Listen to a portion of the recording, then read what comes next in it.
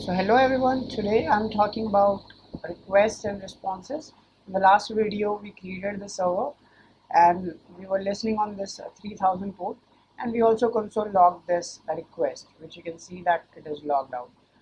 So I wanted to talk something more about this request and response. So what is this request actually?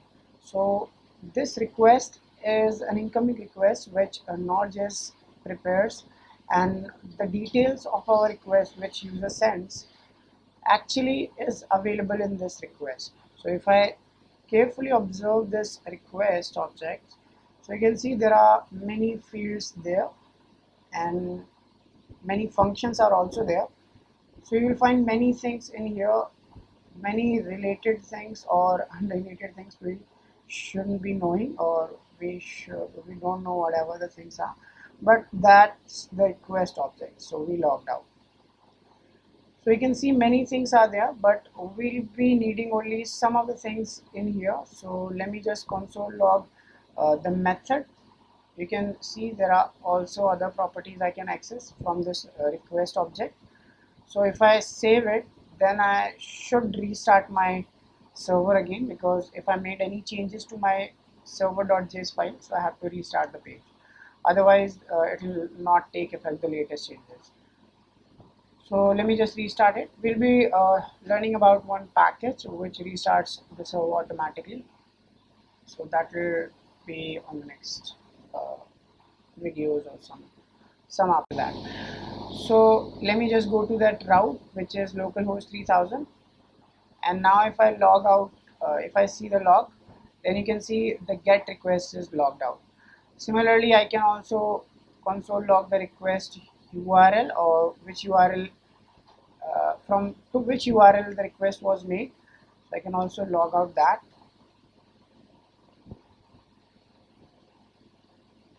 Again, console log that. Let me just save it once again, and I can save and restart the server. So let's restart it again, and if I go to that localhost 3000 again, then you can see that this backslash, because we made request to the home page, we didn't make to any path, that's why it is logging out that. Also there are more things. For example, there is one request.header is there. We can also log that out, because headers are the metadata which browsers send to understand the request more. We accept this request.headers. This is the metadata of incoming request. So if I restart the server again, so now you can see that it is logged out. So you can see that there are many information here, such as host and the other cookie connection and other types of data is there. So this is a header which we got from this request.headers. So we'll be needing these properties in the future when we'll be talking about the routing section, in like managing a request and all, in the upcoming videos. So just now I wanted to tell you like how you can send the response. So this was something about the request. Let's understand this response object. So how you can set responses, or what is this object actually. So this is the object which contains also some of the values, but we don't need that. But we can also fill the details whatever we want inside that and send back to the user who is requesting that. So right now if I go to this page, or if I access this localhost 3000, nothing happens. It just rotating this wheel only and waiting for the response. So we'll be sending that here. So there are many methods you can use for sending the data. One, for before sending the data you should set the headers, because before heading that defines what kind of data we are sending, or it helps in sending the data and tells some helpful information about our data, our responses, or the data we are returning. So in here you can set many headers, such as content type. This is the default header which is set by the browser, but we are sending by ourselves. You can set the content type, or this content type will tell what kind of data is returned or response to the user. So we are sending, if we are sending text JSON, then we will be logging like this, and if we are sending text HTML, so we will be logging like this. So we are sending the HTML data, so for that we will be using we'll be setting the header like this. And also after that, you can for sending the data, you can write a write command, res.write. You can access this method which is available in this res object, and inside that you can write the HTML code in the write function.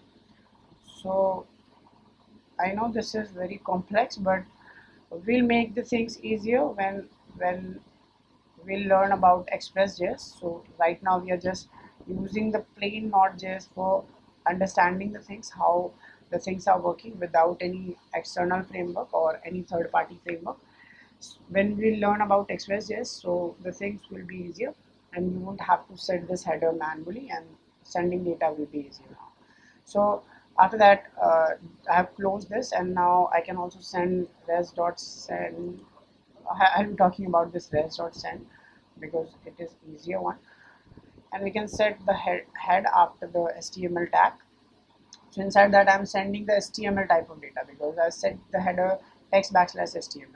Inside that I can write title, I can write Node.js, I can close the title, I can close the header, and after that I can simply log out one more, send one more data, which is body. So I can send body, and inside that I can send one heading, hello Node.js or anything, and I can close this heading, and after that I can close this body.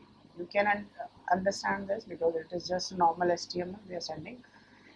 If you are done with sending the data, or if you want to send any kind of data, then after that, if you're done, then you can call this method which is end, res.end.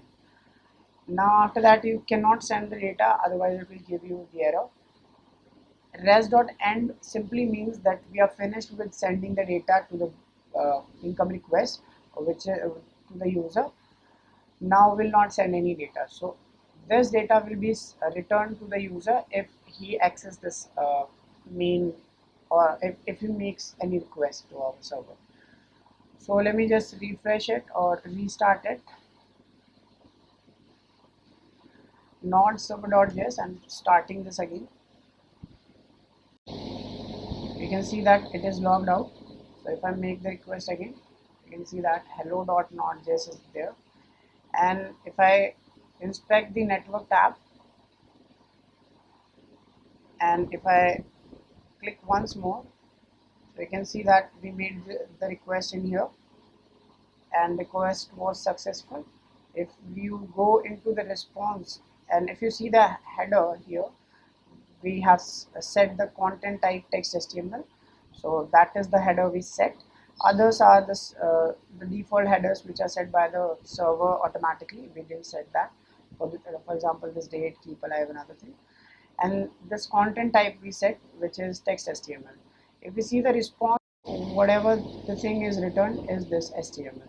If we click on this raw, then it will show us the raw HTML data which we send to the server, send from the server.